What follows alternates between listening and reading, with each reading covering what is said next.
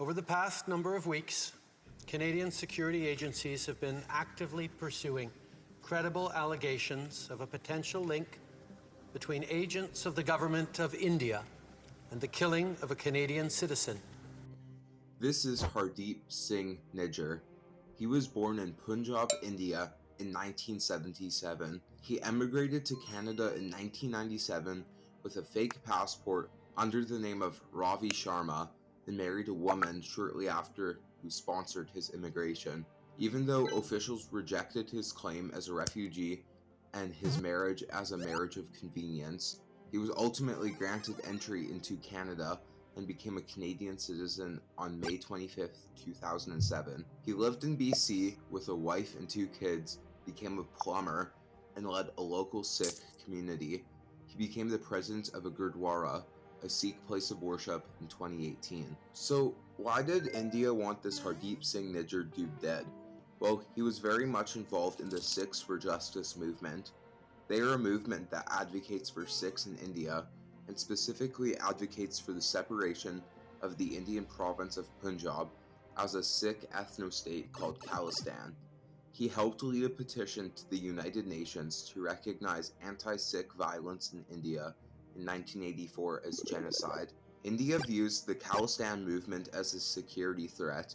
This is because of some activities the Khalistani movement has been involved in, like the Air India bombings and the assassination of a former Indian Prime Minister. The Khalistan movement is a lot less popular in India, but very loud among Sikh diaspora communities in Canada, which has the largest population of Sikhs outside of Punjab. In 2015, the Indian government asked Canadian authorities to surveil Nijjar, alleging that he was involved in a plot to transport ammunition into India using a paraglider. Nijjar said that this claim was absolutely preposterous and more like a bad Bollywood movie plot. Nijjar called the Indian government's accusations fabricated, baseless, fictitious, and politically motivated, and part of a smear campaign seeking to discredit him.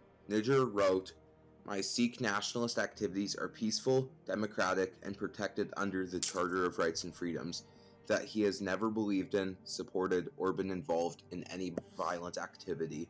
In a 2016 interview with the Vancouver Sun, Nijjar said that the Indian government's claims that he was a terrorist were garbage.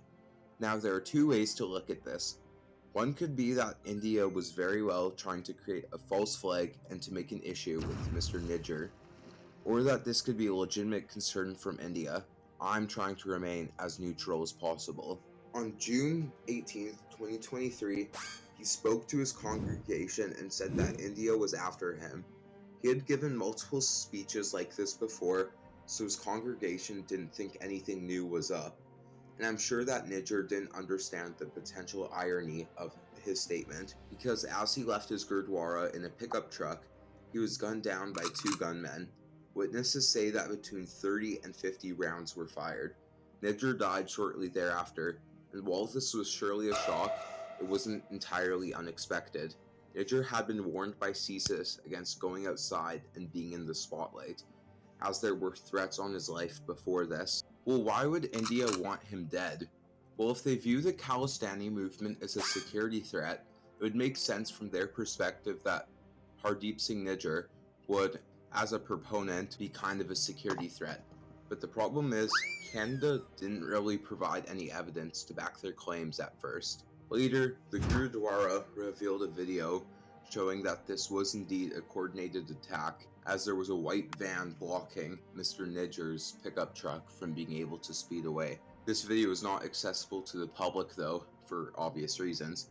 The NDP leader also saw the intelligence that Trudeau was talking about in his speech to Parliament and claims that he can back the claims that India was responsible for Mr. Nijjar's death. I can confirm what the Prime Minister shared publicly, that there is clear intelligence that Canada has. As a result, an Indian diplomat has been expelled from Canada, who Foreign Affairs Minister Melanie Joly described as the head of the Indian intelligence agency in the country. India then expelled a top Canadian diplomat in response, and that is kind of where we are now. India rejects Canada's allegations and has said that Canada is in the wrong for not doing enough to crack down on so-called Sikh extremism. In response, India suspended visa processing for Canadians, which means that Canadians cannot apply for or receive a visa to enter India. This has disrupted travel plans for Canadians going to India and fears for students in India and other Indians wishing to come to Canada, as they fear Canada will respond with the same thing. Canada has been somewhat forced into taking this fight by themselves. Their allies haven't issued a full-out disagreement with Canada's allegations. We went out publicly ourselves and expressed our deep concern about them, our support for a law enforcement process to get to the bottom of exactly what happened. But they haven't offered much support either. The Five Eyes alliance of New Zealand, Australia, UK, and the United States have all said very nuanced statements, as opposed to what Canada would very likely want them to say. We don't talk about security briefings from Five Eyes. Nothing has really changed with any of these countries, with how they are talking about India and to India on the world stage. This has raised questions among some skeptics about the validity of these allegations. So where will we go from here? That's the question everyone is asking. This issue lost media attention with the whole Nazi in Parliament scandal, which I made another video kind of about. But still, where will we go from here? Will Canada just not pursue these allegations any further? Or will they continue to pursue the allegations and try to get our allies behind the allegations?